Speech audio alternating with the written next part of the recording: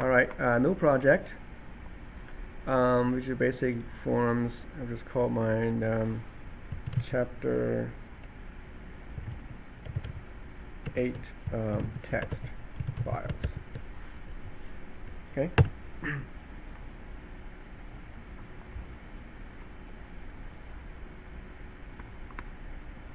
Alright, so I'm going to turn my toolbox.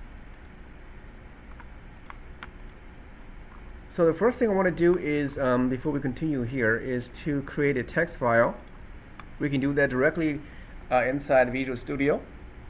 Or again, I mentioned that you can also do outside of that as well if you call a the Notepad++ or the Notepad text file. Create your text files.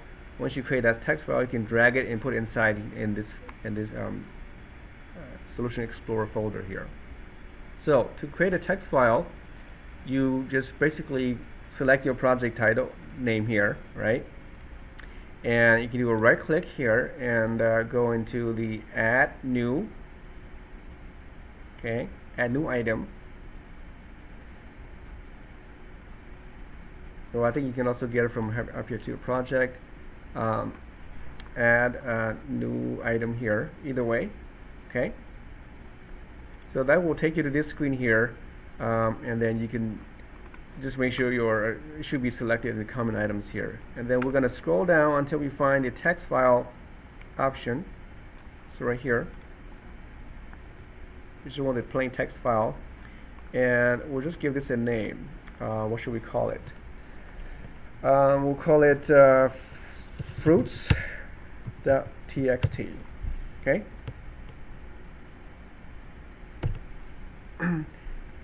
And then you should be presented with that text file. It's right here in your project folder. Okay, fruits.txt.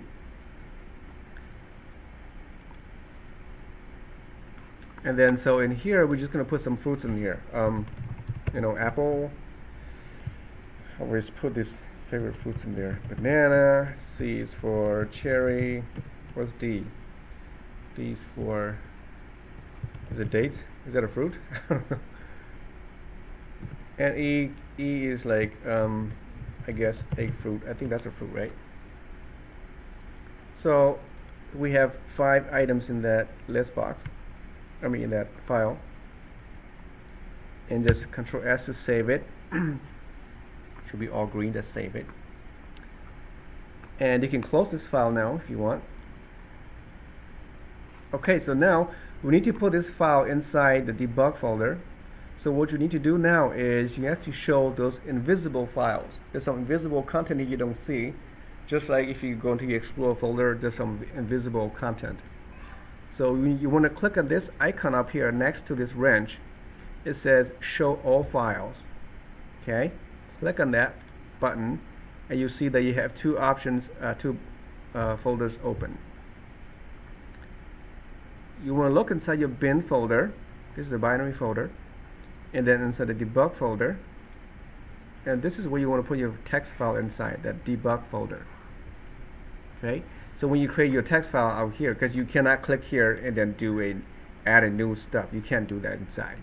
You can add new item inside the the project folder. But once you do that, it resides outside here by default. And then you can just now drag it, click on it and drag it and put it inside the debug folder. Okay? And you can close this. So it's now inside the debug folder. And when you click on it, you see the content. So what that means is that when we issue the command to read the file, like the IO file, read file, like I showed you way out here.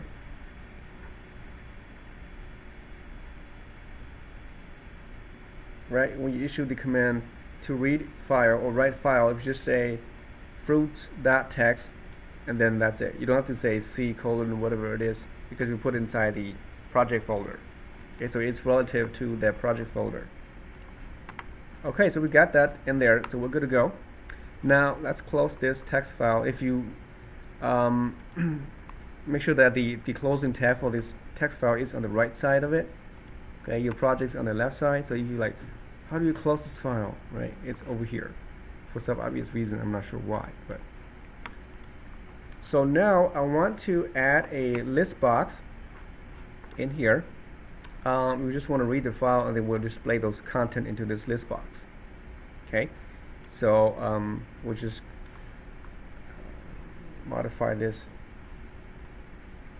here. I'm gonna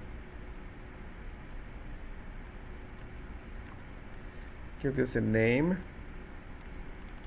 LST fruits. Let's get the font size to be my favorite size, 20, I guess. It's large enough to see. And then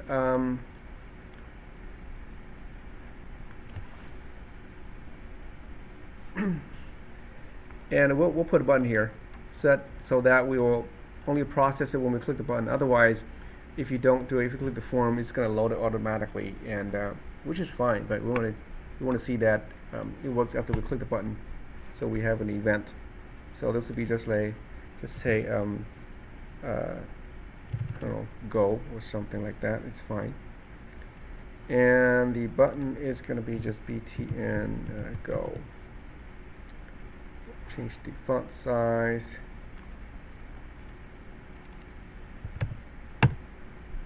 Alright. I'm just having fun here with the color and so on, but you don't have to. Okay, so let's see. The orange button. There it is. Perfect.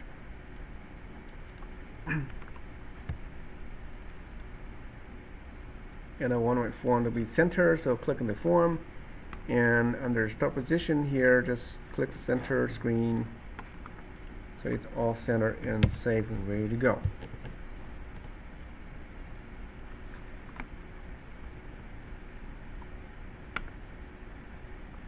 Okay, so when I click the go button, it's going to do two things, or several things, right? It's going to load the text file fruits into an array, and then from the array we can read the array data and then write it to the fruits list box here.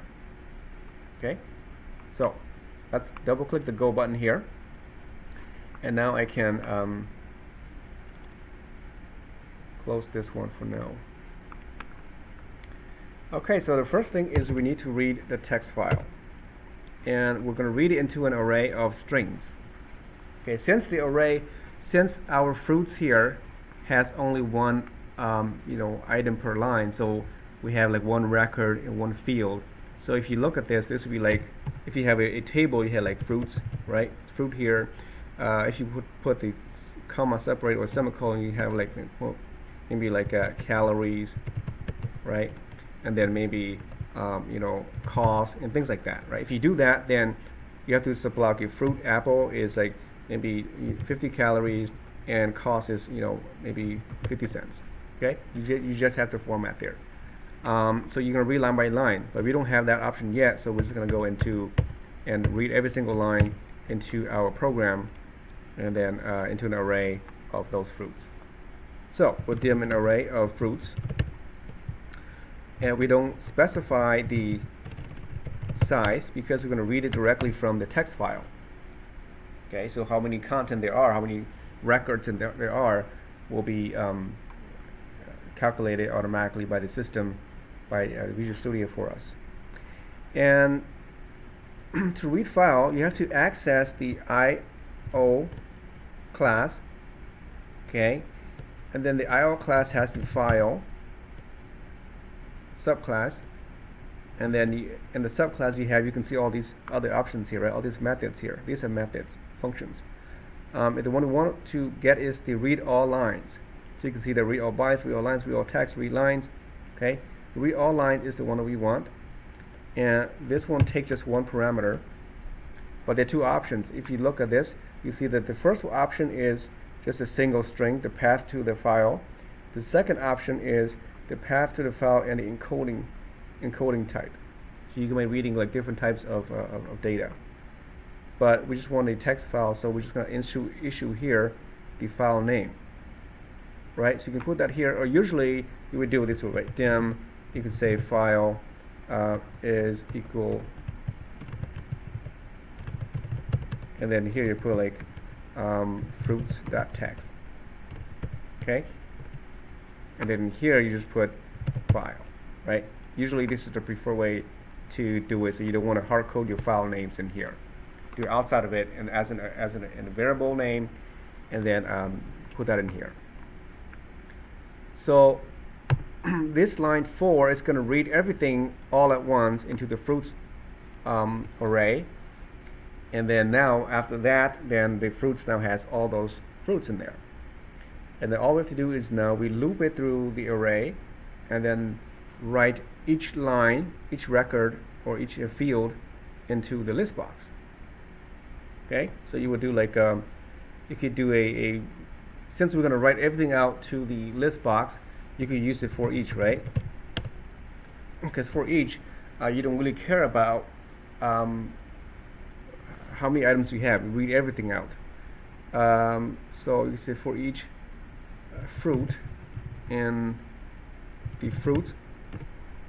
Okay, for each fruit, just a placeholder variable name to store each of the individual field inside the fruits array, and then fruit will be like, in this case, the first loop will be apple, and the second will be banana, and so on. Then we want to add that to our list box, which is list fruits dot items dot add. We're adding what? Adding the fruit. Okay. So that's one way, right? What's another way? What's another way to add those into your fruits list box? So you have those three other options, right? The for loop, you have the do loop, the until loop, do while loop, right? So all those are also possible. So if you want to, if this one here, you don't really care about the size of the fruits. You don't know how many size. You don't care. It doesn't matter. Which is, in this case, it's fine because you're just basically reading everything to the fruits and you're done. If you want to do like the for loop, maybe not for loop, well, you can too. For loop will be like for int or I as integer, right? Starting from 0 to what? So how many? Where do we stop? If you loop through the array here, how do we know it's the end of the array?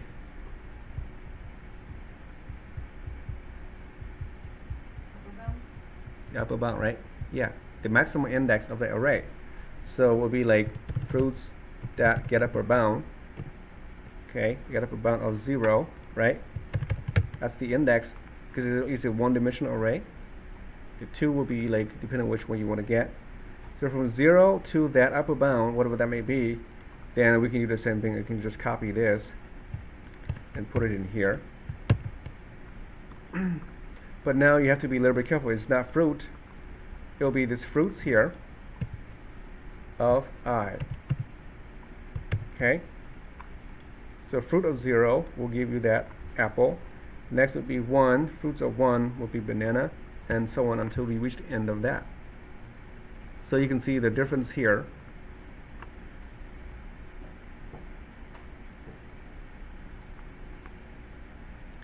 In here, because the step is 1. If you want to skip every other one, then you could like step here 2, and then you will skip, the second, the third, and fourth, and so on. So you don't want to do that. But if you do have to do that, you can, right? But default is 1. So that's the for loop, and the do loop. The while loop will be similar to this, except you have to create a counter separately outside of the loop, and you have to make sure you increment inside the loop. Okay. So either one is fine. I'm gonna just comment this out. Click and then click this icon up here, and save. And let's run this file and see if that's what we get.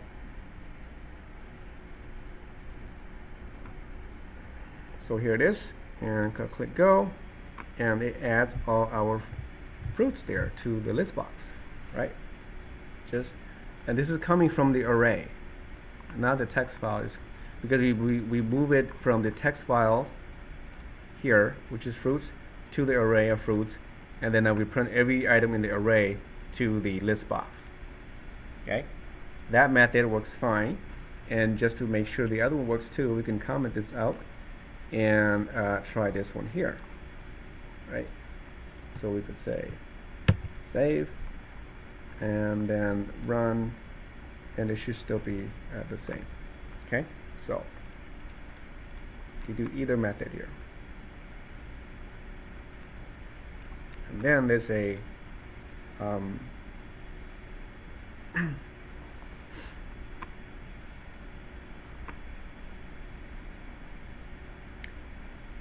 so that's one way, using loop this way, and I'll show you a third way, not using this loop, is using the we call the link, LINQ, which is a part of a SQL, which is the for using accessing databases. But in Visual Basic, you can use that as well to access data, array data, as well as structures and so on. So because this array of fruits, it will look something like this, right? You have, the 0, 1, 2, 3, 4. 1, 2, 3, 4. And again, because an array, if you think about this, it's like a table.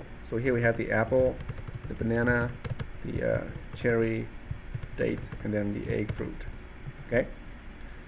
So if you think this as an array, as a database structure, you have the field, the first field, second record, and fourth record, and so on.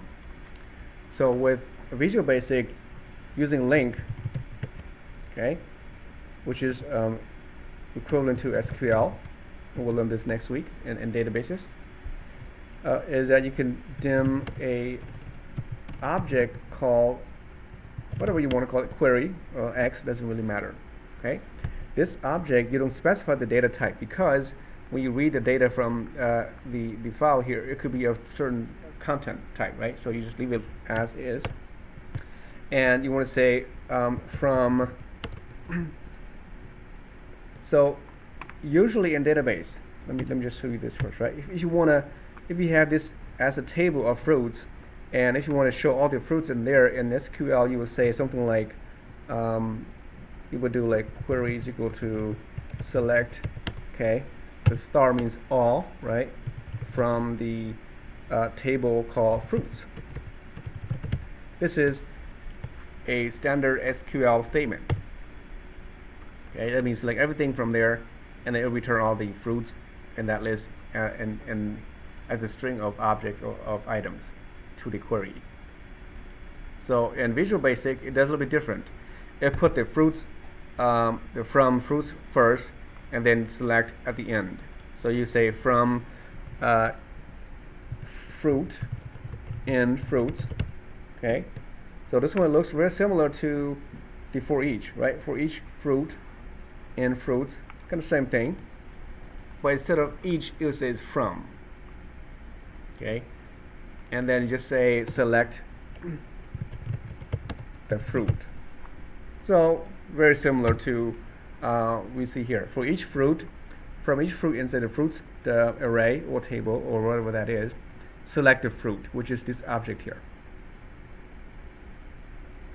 That means it will return this variable name fruit, and now you can access the variable name inside the query. So now this query here contains a list of fruits name. It's an object, so you cannot just print it out very easily. But if you want to print the data now into the list box, then you would just do something like this. You just say list fruits dot the data source. Okay, this is something we'll learn next week as well. Data source for the list box of fruits. You want that to be equal to the query, and then you have a to list here. Okay?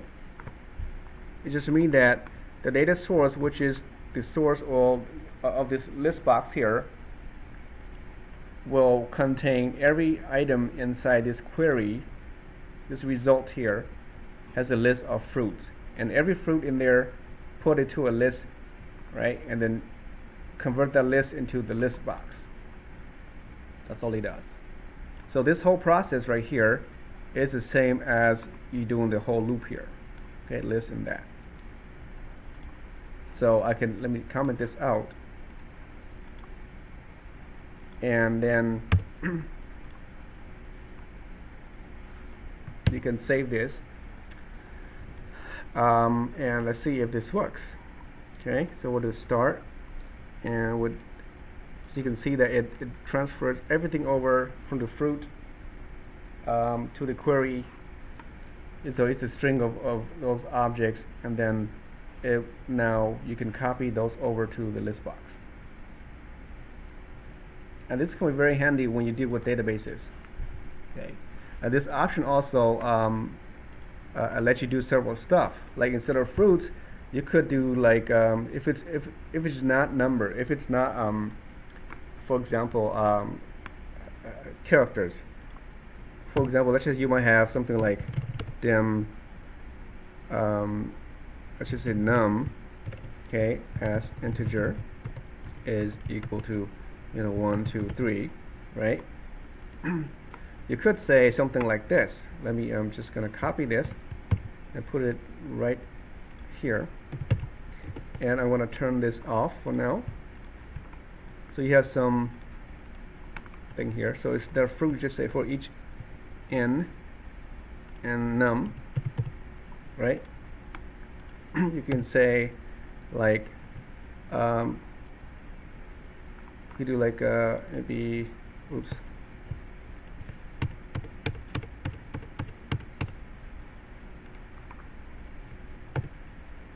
like let m is equal to n times 2, and then you say select m.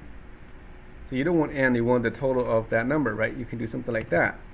And then here, it will just basically, it does a simple calculation here, and then you want just the n return. You don't care about the n. You want the result of that. So in this case, let's see if this works. It will just basically double all my numbers in here and add it to the list box. Okay? As you can see, it adds that to the list box, and then it does some calculations for you. Okay, so you can pick any data source or any variable name. In here, you can do any type of manipulation you want of calculation, whatever it is, and you can choose whatever data needs to come out from this query. Okay, you just have to select something. You can also include both if you want. You just select n and also n, right? If you want both to come out that way, that's fine too. You can say I want n to be, you can say, oh, m times maybe 3. I don't know if that works, but let's see. So you can see that it now triples or something, right?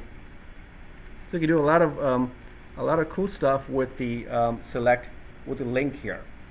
Okay, this is usually only works for arrays and structures. If you remember structure, we talked about like maybe 2 weeks ago. Okay, structures as well, and of course a database.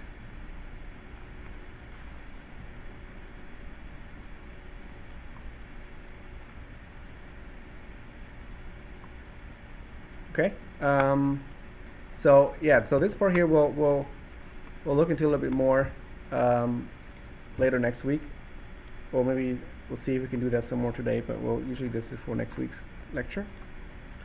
But for now, I just want to make sure you can read file into your array and then print them out to the list box. So just uncomment this again. Okay, so this is what we want. You read the data or file into that fruit, and then you can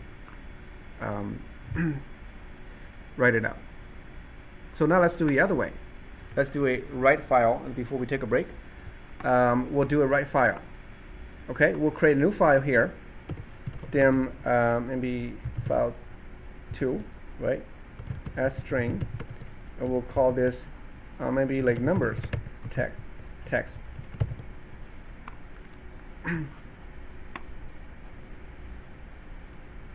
So to write file, here I have an array of num 1, 2, 3. Okay, and then you just basically do this. You say okay, so the write file is it's just the opposite of the read. So if you remember, we show on the code here, right? The syntax is just basically write file, and then just all you do. Notice I'm not assigning to any thing on the left, because this is a write only. So you write is where you not return any data. So this is similar to a subroutine, right? Subroutine does not return values, whereas a read, in this case, you're reading something, you return something to something else. So when you read, you actually assign to a variable, like this. You read returns to a variable name. In this case, you're writing to the files, so I don't have to do the equal sign this way. I just put this side on the left side here. So I'm calling it subroutine basically. So we do the io.file .WriteAllLines right here, and if you put paren here, you see all those 4 options. Right, you have several options to use. Okay, so again, we just entered in the first one, which is just the write, the path to the file, and then the content, which is a string array. Okay, if you look at it, it says a string array because with the paren here. Okay, you cannot write just a single line of text. It has to be a string of array. So what that means is that we have the file, which is file 2, and the second is just the num array. Okay, because this is the array of numbers. So we're going to write 1, 2, and 3 into the text file called numbers. And since number is not, it doesn't exist here, there's no numbers, so it's going to create one for us automatically. It should. Okay, it's going to look into the bin debug folder, see if there's a file called numbers. If there's not, it's just going to create it. If there's one, it's going to override anyway. Okay, and then delete everything and then replace it with the new text. So if you save it now and run, so we do 2 things, right? Read this file, at the same time write that file to the new file called numbers. So okay, let go. Oh, it has some error here. What did I do? Did I do something wrong?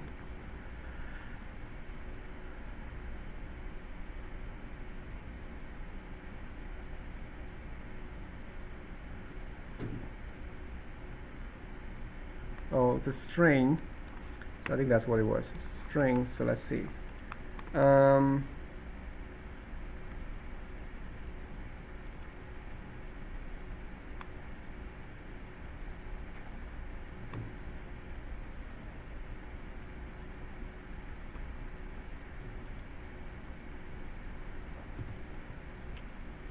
Let's see. I have to convert to a string.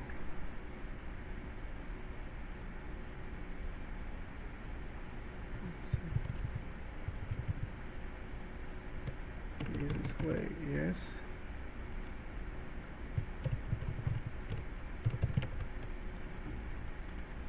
No, this is a different language. Okay, I don't remember how to do that. Let's convert to a string first.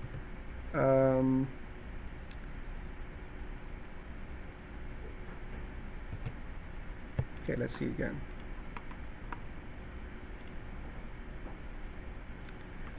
Cast to a string. Okay.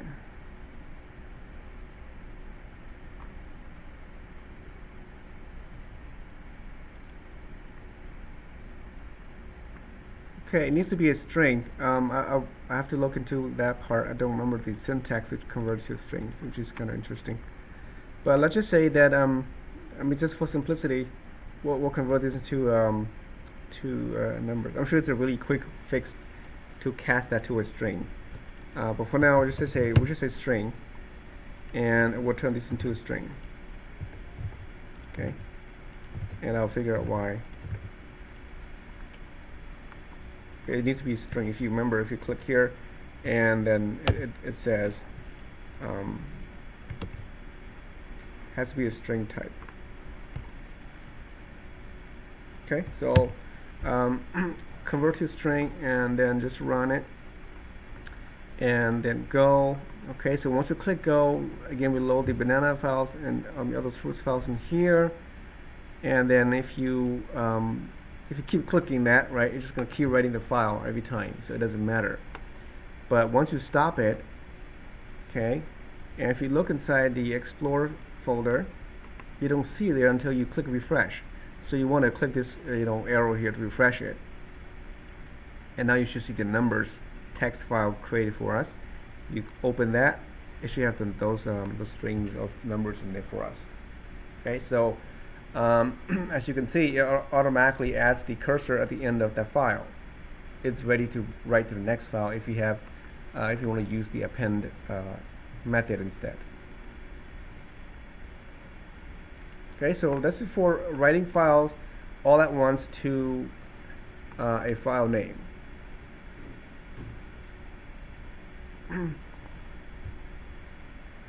Any questions on these two read and write all lines? Okay, so we'll take a break when we'll come back, and we'll do another one to read all lines, but then this time going to read not just a single character, but a line of maybe like 2 records, right? And we'll break that into another array, and then we'll print it out. So I'll see you guys back in 10 minutes.